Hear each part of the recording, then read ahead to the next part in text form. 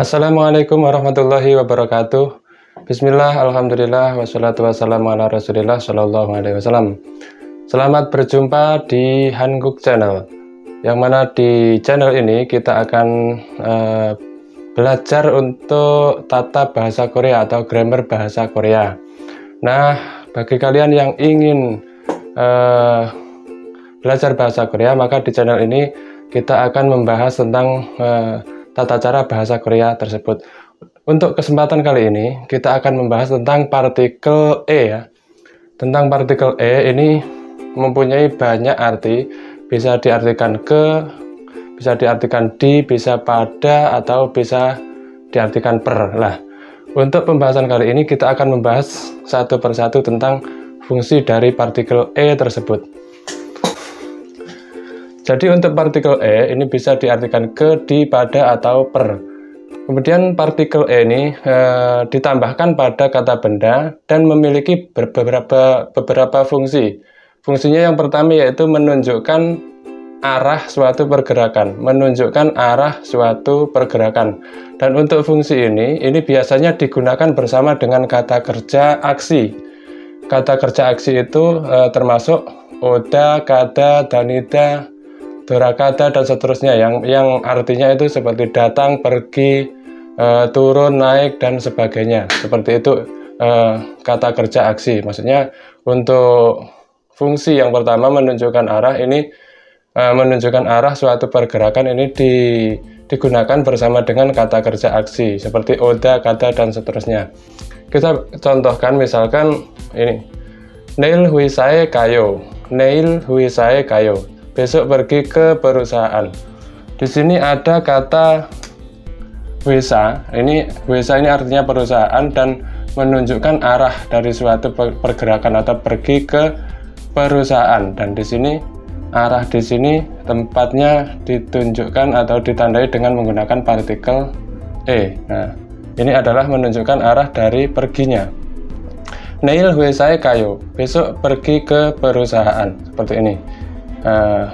Ini contoh pengaplikasian atau penggunaan E yang berfungsi sebagai penunjuk arah dari suatu pergerakan. Contoh lagi, Jinguka hanguke wayo, teman datang ke Korea. Di sini ada kata hanguk yang ditambah dengan partikel E. Ini menunjukkan arah dari suatu pergerakan atau datangnya teman ini ke hanguk. Hanguk ini Korea. Ini ditandai dengan menggunakan E. Jinguka hanguke wayo, teman datang ke Korea. Ini ditandai dengan menggunakan E. Ini menunjukkan arah dari suatu pergerakan. Arah datangnya teman ini ke hanguk ini ditandai dengan menggunakan partikel E. Contoh lagi, goyange dorakayo, pulang ke kampung halaman. Ini kata goyange ini yang menunjukkan arah dari pergerakan, maka ditambahkan dengan partikel E. Nah, di sini goyange dorakayo, pulang ke kampung halaman. Goyang ini artinya kampung halaman yang menjadi arah dari pergerakan doraka ini. Dorakayo pulang ke goyange dorakayo berarti pulang ke kampung halaman. Contoh lagi, hagioe danyoyo, pergi ke sekolah. Ini hagio ini artinya sekolah, menunjukkan arah dari suatu pergerakan. Perginya itu ke sekolah, berarti kata hagio ini ditandai dengan menggunakan E untuk menunjukkan arah dari pergerakan tersebut. Hagioe danyoyo, pergi ke sekolah. Ini fungsi yang pertama. Untuk fungsi partikel E yang kedua yaitu untuk menunjukkan keberadaan seseorang atau sesuatu. Dan untuk hal ini atau dalam kasus ini biasanya digunakan bersamaan dengan kata idda atau obda, seperti itu, atau yang searti dengan idda seperti giesida dan seterusnya. Ini contohnya. Jadi untuk fungsi yang kedua ini menunjukkan keberadaan seseorang ya atau sesuatu, digunakan bersamaan dengan kata idda atau obda. Contohnya, jibe dongsengi isoyo. Kata jibe di sini ditambahkan partikel e, ini menunjukkan keberadaan ya. Artinya berarti e bisa diartikan di seperti itu. Jibe dongsengi isoyo, di rumah ada adik. Nah, di rumah di sini di rumah ini ditunjukkan atau ditambahi dengan partikel e, menunjukkan keberadaan seorang adik. Jibe dongsengi isoyo, di rumah ada adik. Berarti adik ada di rumah, keberadaan adik ada di rumah. Nah, di rumah ini ditunjukkan sebagai penunjuk keberadaan seseorang yang ditandai dengan partikel e. Jibe dongsengi isoyo, di rumah ada adik. Ini bersamaan dengan kata ida, isoyo. Kemudian contoh lagi, ceksang wiye ceki opsoyo. Ceksang wiye di atas meja, ceksang wiye. Nah, ceksang wiye ini ada tambahan partikel e yang menunjukkan keberadaan sesuatu. Ceksang wiye. Ceki opsoyo, ceki buku, opsoyo tidak ada. Di atas meja tidak ada buku. Berarti bersamaan dengan kata opsoyo. Berarti bukunya tidak ada di atas meja. Di atas meja ini menunjukkan keberadaan sesuatu atau tidak beradanya sesuatu. Ini ditandai dengan partikel e. Ceksang wiye di atas meja. Ceki opsoyo. Ceksang wiye ceki opsoyo. Di atas meja tidak ada buku. Seperti itu. Contoh lagi kita gyosire haksengi isoyo. Gyosire haksengi isoyo. Kata gyosire ini ditambah partikel e, menunjukkan keberadaan sesuatu atau seseorang. Gyosire haksengi isoyo, di kelas ada murid. Murid berarti keberadaannya ada di kelas. Gyosir ini menunjukkan keberadaan tempatnya, ditandai dengan menggunakan e. Ya, gyosire haksengi isoyo. Di kelas ada murid. Dalam hal ini bisa kita artikan e itu bisa kita artikan dengan di ya, karena menunjukkan keberadaan sesuatu atau seseorang. Fungsi yang kedua dari partikel e ini menunjukkan sesuatu, menunjukkan keberadaan seseorang atau sesuatu ya, dan biasanya diikuti dengan kata kerja, diikuti dengan kata ida atau opda seperti itu. Yang artinya kita bisa artikan di untuk menunjukkan tempat keberadaan sesuatu atau seseorang tersebut. Kemudian untuk partikel e, fungsinya yang ketiga yaitu untuk menunjukkan waktu terjadinya suatu tindakan atau peristiwa atau situasi. Dan untuk kasus ini biasanya digunakan pada kata benda yang mempunyai arti menandakan waktu. Kata benda yang menunjukkan waktu itu bisa seperti tahun, bulan, tanggal, hari, jam, dan seterusnya. Untuk fungsi yang ketiga ini bisa kita artikan pada atau pada waktu. Contohnya, 지난주에 한국에 왔어요. 지난주에 한국에 왔어요. Datang ke Korea pada minggu lalu. Ini kata 지난주에 ini menunjukkan waktu. 지난주 artinya minggu lalu, ditandai dengan menggunakan e. Ini menunjukkan waktu. 지난주에 한국에 왔어요. Datang ke Korea minggu lalu. Datang ke Korea minggu lalu. Ini yang menunjukkan waktu. Kemudian contoh lagi, 아침 5시에 일어나요. 아침 5시에 일어나요. Kata 5시 ini adalah jam 5 menunjukkan waktu. Maka ditandai dengan menggunakan e. 아침 5시에 일어나요. Saya bangun pada jam 5 pagi. 아침 5시에 일어나요. Saya bangun pada jam 5 pagi. Ini ditandai dengan menggunakan partikel e yang menunjukkan waktu. Kemudian contoh lagi, 일요일에 시장에 가요. 일요일에 ini hari Minggu. Hari Minggu ini menunjukkan waktu, ditandai dengan menggunakan e.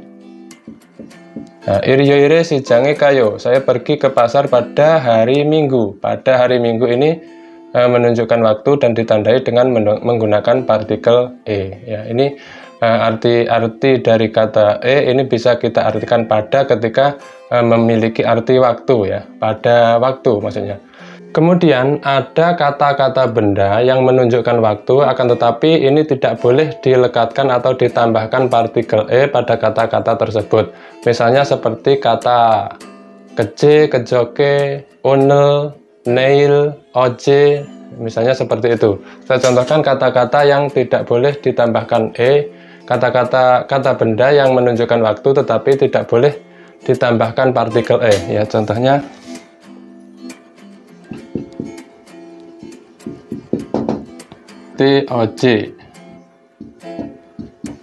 oj.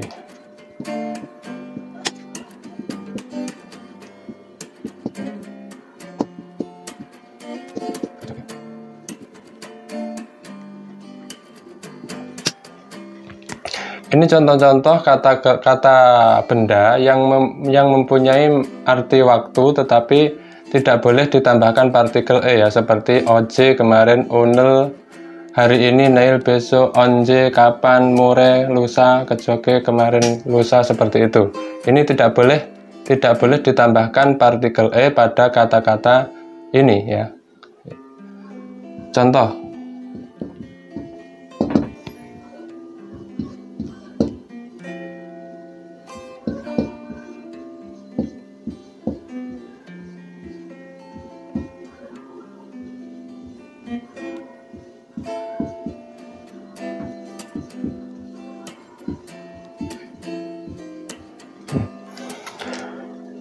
kita contohkan kata ini, misalnya oje kita tambahkan partikel e di sini. Oje ini menunjukkan waktu karena artinya kemarin. Oje cinggurel mana soyo. Oje cinggurel mana soyo. Saya sudah bertemu teman kemarin. Nah, ketika seperti ini tidak diperbolehkan. Untuk kata oje ini langsung saja seperti ini. Nah, langsung oje cinggurel mana soyo. Ketika ditambahkan e di sini ini tidak boleh, salah. Oje cinggurel mana soyo. Seperti ini tidak boleh. Ini harus dihilangkan. Partikel e-nya ini tidak usah ditulis. Langsung oje cinggurel mana soyo seperti ini. Dan kata-kata lain ini sama saja. Neil, neire tidak boleh. Onje tidak boleh. More seperti itu tidak boleh. Dan seterusnya. Kemudian ketika dalam satu kalimat ini ada kata benda, ada beberapa kata benda yang menunjukkan waktu dalam satu kalimat, maka partikel e ini dituliskan atau ditambahkan pada kata benda penunjuk waktu yang paling akhir. Tidak boleh dituliskan pada semua kata benda yang menunjukkan waktu tersebut. Misalnya seperti ini. Contohnya damju ini artinya minggu depan. Ini menunjukkan waktu. Toyoire, kemudian toyoire artinya hari Sabtu, ini juga menunjukkan waktu. Ojone ini artinya pagi, menunjukkan waktu juga. Kemudian yoshi samsibune ini juga menunjukkan waktu. Dari kesemuanya kata benda ini menunjukkan waktu, maka di sini tidak boleh semuanya dituliskan partikel e. Seperti ini partikel e, ini juga partikel e. Kemudian ini juga partikel e, di sini juga partikel e. Ini tidak boleh ya. Untuk kasus seperti ini, ketika dalam satu kalimat ini ada beberapa kata benda yang menunjukkan waktu, maka partikel e-nya cukup dituliskan pada yang paling akhir saja di sini. Ini kita hapus. Ini kita tidak usah memakainya di sini. Jadi cukup damju toyoir ojon yoshi samsibune, seperti itu. Damju toyoir ojon yoshi samsibune manayo, seperti ini baru benar. Tetapi ketika ini semuanya ditambahkan partikel e seperti ini, damjue toyoire ojone yoshi samsibune manayo, ini tidak boleh. Ini artinya saya bertemu pada hari Sabtu minggu depan jam 10.30 pagi. Nah, ini semuanya menunjukkan waktu, tetapi ketika semuanya dalam satu kalimat ini ada beberapa kata benda yang menunjukkan waktu, maka cukup ditulis yang paling belakang ini saja. Jadi yang depan-depan ini semuanya tidak usah kita memakai partikel e, ini tidak usah, ini tidak boleh seperti itu. Jadi prosedurnya cukup dituliskan pada kata benda penunjuk waktu yang paling akhir, ini yang benar. Kemudian fungsi partikel e yang terakhir yaitu untuk menunjukkan bilangan per atau per unit. Nah, kita artikan untuk partikel E dalam fungsi yang terakhir ini yaitu per, artikan per. Seperti contohnya con rupiahe segeyo, con rupiahe segeyo. Di sini ada partikel E yang dituliskan di sini. Ini menunjukkan per unit ya, atau per. Contohnya con rupiah ini artinya 1.000 rupiah. 1.000 rupiah. Jadi ketika ditambahkan per ini artinya ketika ditambahkan partikel E ini artinya per ya, per 1.000 rupiah. Segeyo 3 buah. 3 buah. Jadi per 1.000 rupiah 3 buah, dapat 3 buah. Ini misalnya membeli con rupiahe segeyo, per 1.000 rupiah 3 buah. Kalau kita bicara biasanya 1.000 rupiahnya 3 buah, seperti itu. Tapi lebih mudahnya untuk dipahami kita artikan per di sini biar mudah untuk dipahami ya. Con rupiahe segeyo, per 1.000 rupiah 3 buah. Ini maksudnya untuk menghitung bilangan per unit ya. Fungsi dari partikel E. Contoh lagi, han kerete con rupiah yeyo. Han keret ini artinya 1 mangkok. 1 mangkok 1.000 rupiah. Kalau kita sering bilangnya yaitu 1 mangkoknya 1.000 rupiah. Tapi di sini kita untuk mudah dimengertinya kita artikan per di sini ya. Han kerete artinya per 1 mangkok, con rupiah yeyo 1.000 rupiah. Han kerete ini ditandai dengan partikel E untuk menandakan per unitnya. Nah, han kerete per 1 mangkok, con rupiah yeyo 1.000 rupiah. Han kerete con rupiah yeyo, per 1 mangkok 1.000 rupiah atau 1 mangkoknya 1.000 rupiah. Ini fungsi yang ketiga untuk partikel E, ini untuk menghitung bilangan per unit atau bisa kita artikan per ya. Semoga apa yang saya jelaskan dalam pertemuan kali ini dapat memberikan manfaat sedikit banyaknya untuk kita semua ya. Akhirnya wassalamualaikum warahmatullahi wabarakatuh.